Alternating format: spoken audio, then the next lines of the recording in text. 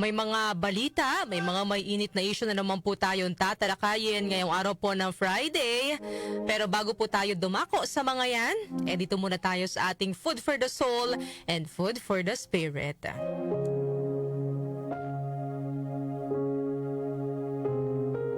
Ang aking pong ibabahagi sa inyong kwento ngayong umaga ay tungkol po sa rosas at cactus. Noong unang panahon, sa isang malayong desyerto, ay may isang rosas na labis na ipinagmamalaki ang kanyang kagandahan. Ang tanging reklamo niya ay ang pagtubo niya sa tabi ng isang pangit na cactus.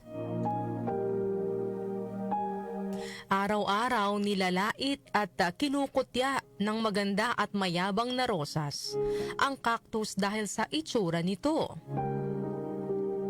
Habang nanatiling tahimik naman ang cactus, sinubukan ng ibang mga halaman na ipaintindi sa rosas na mali ang kanyang ginagawa. Ngunit labis siyang nahumaling sa sarili niyang kagandahan. Dumating ang panahon ng tag-init at natuyo ang buong disyerto.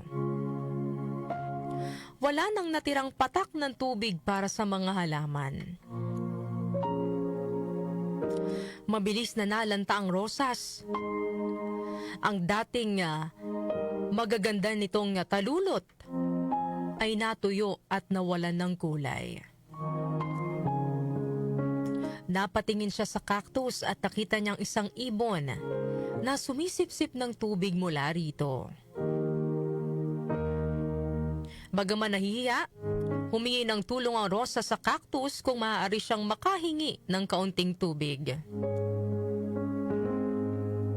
Ngumiti naman ng mabait na cactus at agad siyang tinulungan. Sa ganoong paraan, pareho silang nakaligtas sa matinding tag-init bilang magkaibigan.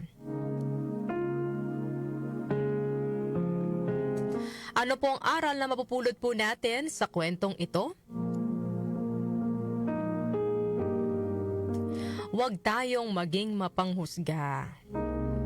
Ang tunay na kagandahan ay hindi nasusukat sa panlabas na anyo, kundi sa kabutihan ng puso. Totoong may mga pagkakataong agad nating nahuhusgahan ang isang tao batay sa kanyang itsura. Minsan hindi naman natin sinasadya dahil likas naman sa tao na unang napapansin ay ang panlabas na anyo. Pero sana, maghinay-hinay po tayo sa pagbibigay ng komento tungkol sa isang tao. Lalo na kung hindi naman natin alam ang kanyang pinagdadaanan o kung ano ang tunay niyang pagkatao. Sabi nga, looks can be deceiving. May mga tao na mukhang maamo ang muka, mukhang mabait, pero sila pala ang may itinatagong hindi magandang ugali o intensyon.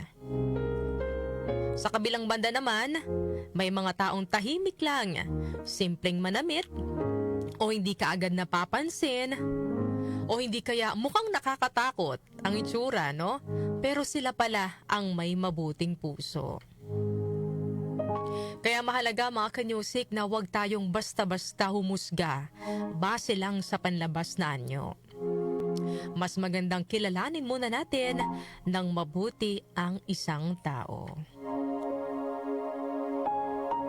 Ang ating pong tampok na Bible verse ngayong araw ay 1 Samuel chapter 16 verse 7.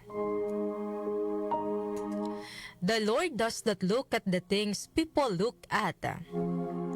People look at the outward appearance, but the Lord looks at the heart.